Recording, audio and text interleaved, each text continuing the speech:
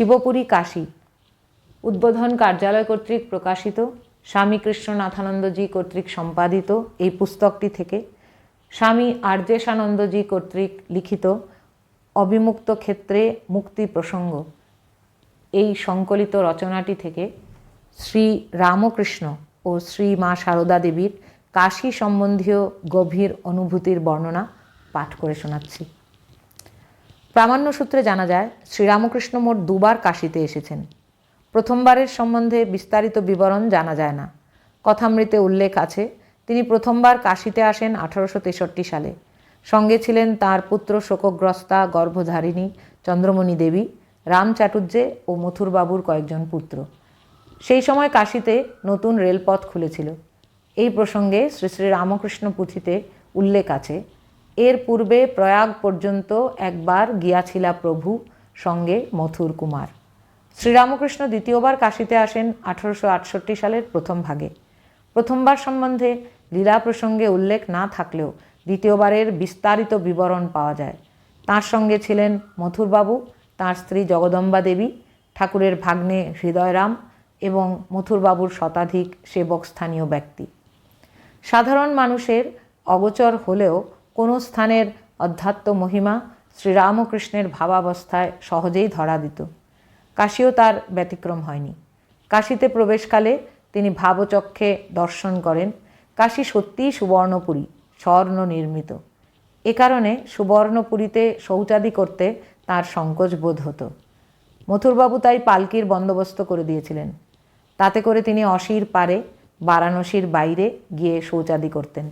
কয়েকদিন পরে অবশ্য এই ভাব কেটে যায়। কাশী সম্বন্ধে তার একটি বিশেষ দর্শন সর্বাধিক উল্লেখযোগ্য। সেই দর্শন সম্বন্ধে ঠাকুর বলেছেন, কাশী গিয়েছিলাম, মণিকর্ণিকার ঘাটের কাছ দিয়ে আমাদের নৌকা যাচ্ছিল। হঠাৎ শিব দর্শন। আমি নৌকার ধারে এসে দাঁড়িয়ে সমাধিস্থ। মাঝিরা হৃদয়কে বলতে লাগলো, ধর ধর, পাছে পড়ে যাই। যেন জগতের যত গম্ভীর নিয়ে সেই ঘাটে দাঁড়িয়ে আছেন। প্রথমে দেখলাম দূরে দাঁড়িয়ে, তারপর কাছে আসতে দেখলাম, তারপর আমার ভিতরে মিলিয়ে গেলেন। আরও বলেন, দেখিলাম পিঙ্গল বর্ণ জটাধারী দীর্ঘাকার এক শ্বেতকায় পুরুষ গম্ভীর পাদবিক্ষেপে শ্মশানে প্রত্যেক চিতার পার্শ্বে আগমন করিতেছেন এবং প্রত্যেক দেহিকে সযত্নে উত্তোলন করিয়া তাহার কর্ণে তারক ব্রহ্মমন্ত্র প্রদান করিতেছেন। সর্বশক্তিময়ী শ্রী শ্রী জগদম্বাও স্বয়ং মহাকালী রূপে জীবের অপর পার্শ্বে সেই চিতার উপর বসিয়া তাহার স্থূল সূক্ষ্ম কারণ প্রভৃতি সকল প্রকার সংস্কার বন্ধন খুলিয়া দিতেছেন এবং নির্বাণের দ্বার উন্মুক্ত করিয়া স্বহস্তে তাহাকে অখণ্ডের ঘরে প্রেরণ করিতেছেন। অন্য সময়ে এক মারোয়াড়ি ভক্তের প্রশ্নের উত্তরে আরও বিস্তৃত করে বলেন, কাশীতে মৃত্যু হলে শিব সাক্ষাৎকার হন, হয়ে বলেন, আমার এই যে সাকার রূপ, এ মায়িক রূপ, ভক্তের জন্য এই রূপ ধারণ করি। এই দেখ, অখণ্ড সচ্চিদানন্দে মিলিয়ে যাই। এই বলে সে রূপ অন্তর্ধান হয়। শাস্ত্রজ্ঞ পণ্ডিতগণ ওই দর্শনের অনুমোদন করে বলেন যে কাশী খণ্ড গ্রন্থেও অনুরূপ কথা আছে, তবে শ্রীরামকৃষ্ণের দর্শন অনেক বিস্তৃত। এই অনুভূতি প্রসূত বিশ্বাসে ঠাকুর বলছেন, কাশীতে ব্রাহ্মণী মরুক আর বেশ্যাই মরুক, শিব হবে। যদি কাশীতে কারুর দেহত্যাগ হয় তাহলে মুক্তি হয়, আর আসতে হয় না, জ্ঞানীদের মুক্তি। শ্রীমা অবিমুক্তপুরী কাশীতে অন্তত 3 বার এসেছেন বলে জানা যায়। প্রথমবার তিনি আসেন 1868 সালের মধ্যভাগে। ঠাকুরের মহাসমাধির পর তাঁর অদর্শনজনিত ব্যথায় তখন তাঁর মন পীড়িত। বৃন্দাবনের পথে শ্রীমা গোলাপ মা, নিকুঞ্জ দেবী প্রমুখের সঙ্গে কাশীতে প্রায় 8-10 দিন বাস করেন। তাঁর সঙ্গে লাটু মহারাজ, কালী মহারাজ ও যোগীন মহারাজও ছিলেন। এখানে এসে তারা বিশ্বনাথ, অন্নপূর্ণা ও অন্যান্য দেবদেবীকে দর্শন করেন। শ্রীমা বেণীমাধবের ধ্বজাতেও আরোহণ করেন।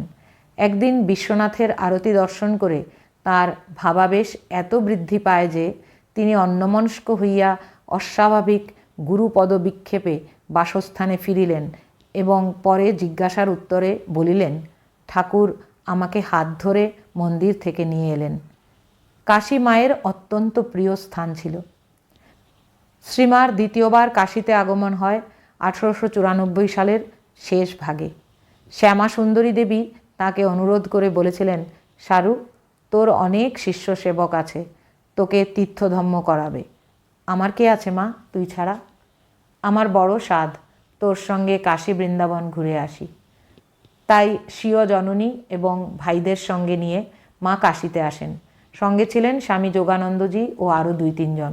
শ্রী শ্রী মা তৃতীয়বার কাশীতে আসেন 1912 সালের 5 নভেম্বর, দুর্গাপূজার কিছুদিন পরেই। বিশ্বনাথ সংক্রান্ত তার একটি দিব্য দর্শনও হয়। মায়ের ভাষায়, শেষ রাত্রে মনে মনে ভাবছিলুম, বাবা বিশ্বনাথকে বুঝি আর দর্শন করতে পারবো না। ছোট লিঙ্গ মূর্তি আর যা সব জল বিতলপত্রে ডুবিয়ে রাখে, বাবাকে আর দেখতে পাওয়া যায় না। এইসব ভাবছি, এমন সময় হঠাৎ দেখি কি কালো কুচকুচে পাথরের শিবলিঙ্গ বিশ্বনাথ। নটির মা শিবের মাথায় হাত বুলুচ্ছে। আমিও তাড়াতাড়ি গিয়ে তার মাথায় হাত দিলুম। কাশীতে জীবাত্মার মুক্তি প্রসঙ্গে বেশ কিছু অনুভূতি মায়ের হয়, যেগুলি শাস্ত্রোক্ত বিভিন্ন প্রাসঙ্গিক উক্তিকে সমর্থন করে এবং সাধক জীবনে নতুন আলোর সঞ্চার করে। যেমন একদিন মণিকর্ণিকার ঘাটে মা এক দিব্য আবেশে বিহ্বল হয়ে পড়েছিলেন। মণিকর্ণিকার কাহিনী বর্ণনা করতে করতে তিনি ওই প্রকাশ্য স্থানে আলুলায়িত কুন্তলা এবং অনবগুণ্ঠিতা হয়ে সকলের সামনেই গাইতে থাকেন, যে মণিকর্ণিকায় মায়ের কুণ্ডল পড়েছিল খুশি, সে অবধি তারে মণিকর্ণী বলে ঘষি। গান শেষ করে মা বলেন, কাশীতে দেহত্যাগ করলে শিব তত্ত্বমসি দান করেন, কিন্তু তত্ত্বমসির ওপরে মা আমার মহেশ মহিষী। কাশীতে মা স্বামী গিরিজানন্দের কাছে কাশীখণ্ড পাঠ শুনতেন। কাশীখণ্ডে সকলেরই মুক্তি হবে। এই কথা শুনে স্বামী অরূপানন্দ মাকে জিজ্ঞাসা করেন, এই যে মাছিটা মরে পড়ে আছে, এটাও কি মুক্ত হলো? মা জোর দিয়ে বলেন, ওটাও মুক্ত হলো। তিনি রাত্রে ঠাকুরের বিশেষ দর্শন লাভ করেন এবং কাশীতে মরলে মুক্তি, এই কথার অনুমোদনও লাভ করেন।